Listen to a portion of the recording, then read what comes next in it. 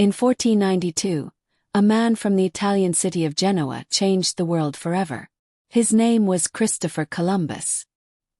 He sailed west across the Atlantic Ocean under the Spanish flag and reached the Americas. But here is the great historical paradox. The man who opened the Atlantic world was Italian. Yet, Italy never built a colonial empire in the Americas. Other countries like Spain, Portugal, France, England, and even the Netherlands did. But Italy did nothing. Why? Let us explore one of history's most fascinating documentary, The Problem of Unity. To understand why Italy didn't colonize the Americas, we must first understand a crucial fact. In 1492, Italy did not exist. There was no Kingdom of Italy, no unified government, no national navy. Instead, the peninsula was divided into powerful and rival city-states which were the Republic of Venice, the Republic of Genoa, the Duchy of Milan, the Papal States, the Kingdom of Naples and Florence under the Medici. Each state had its own army, its own alliances, its own enemies, and most importantly, its own priorities. Unlike Spain or Portugal, Italy was politically fragmented. And fragmentation changes everything. Maritime powers but facing east.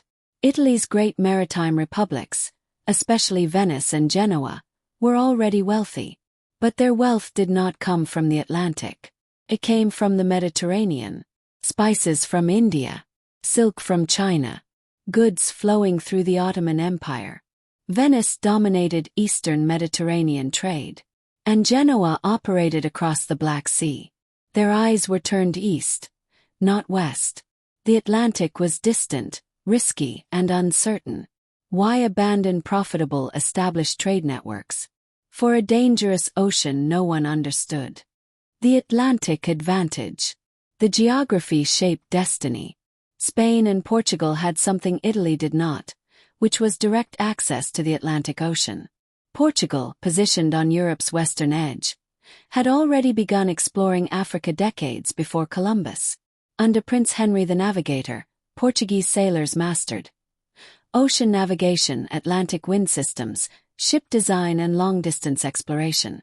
By the time Columbus proposed sailing west, Portugal had already rounded much of Africa. Spain, newly unified under Ferdinand and Isabella, was hungry for expansion after completing the Reconquista in 1492. Italy, meanwhile, remained Mediterranean-focused. Geography doesn't determine destiny entirely, but it strongly influences it. And Italy's geography tied it to the Mediterranean world.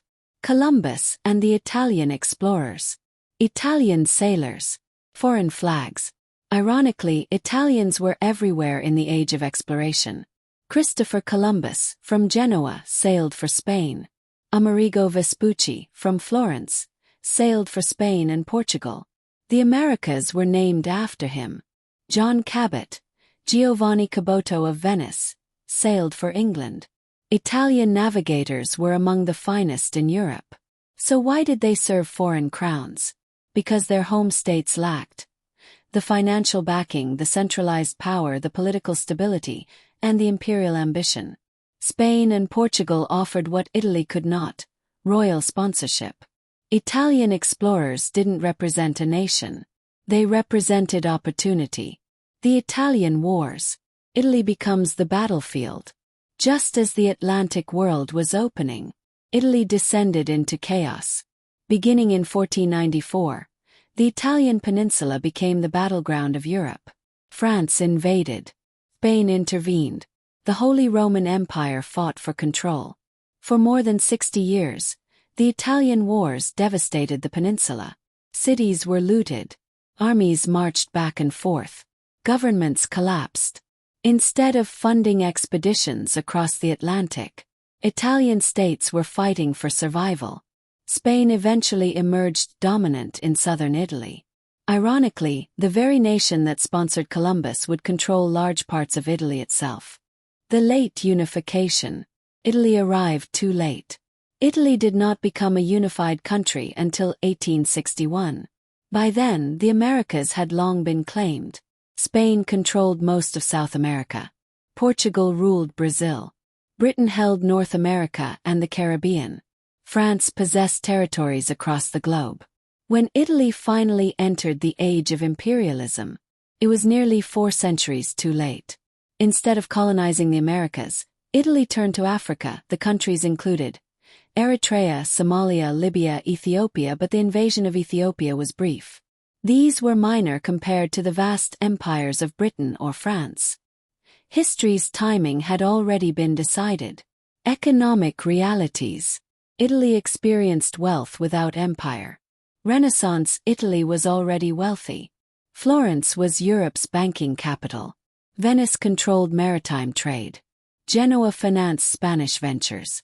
Why risk unknown oceans when profits flowed steadily from banking and Mediterranean commerce? Spain sought gold. Portugal sought spices. Italy sought stability and profit, without overseas conquest. The incentive simply wasn't strong enough. What if? Imagine a unified Italian kingdom in 1450. Imagine Venetian fleets crossing the Atlantic. Imagine an Italian-speaking Brazil. Would New York be called Nuova Firenze? Would the Americas speak Italian instead of Spanish? History is not just about what happened. It is about what almost happened. Italians helped discover the Americas. They mapped them, named them, and even explored them. But they did not conquer them. Because Italy was divided.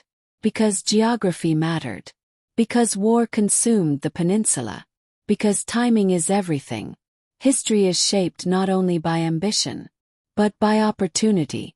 And in the age of exploration, Italy had the sailors, but not the state. Thanks for watching. Like, subscribe, and tell me in the comments what you know about American colonization.